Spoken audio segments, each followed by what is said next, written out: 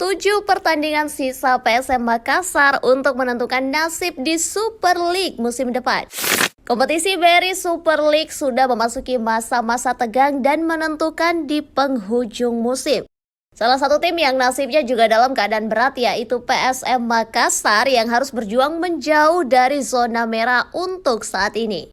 Yuran Fernandes CS masih berjuang agar menjauh dari zona degradasi. Cuku Eja berada posisi ke-13 klasemen Super League dengan 28 poin.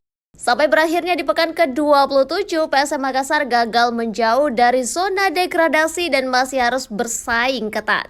PSM Makassar hanya terpaut 5 poin dari Madura United yang berada di zona degradasi. Jarak 5 poin ini harus dijaga dan bahkan diperlebar oleh tim berjuluk Cuku Eja itu di sisa pertandingan di kompetisi musim ini.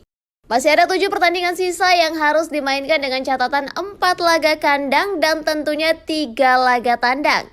PSM Makassar menyisakan 4 laga kandang yaitu melawan Borneo FC, Persik Kediri, Bayangkara FC, dan Persib Bandung yang terbilang berat. Sementara untuk 3 laga kandang yaitu melawan Bali United, Arema FC, dan Madura United.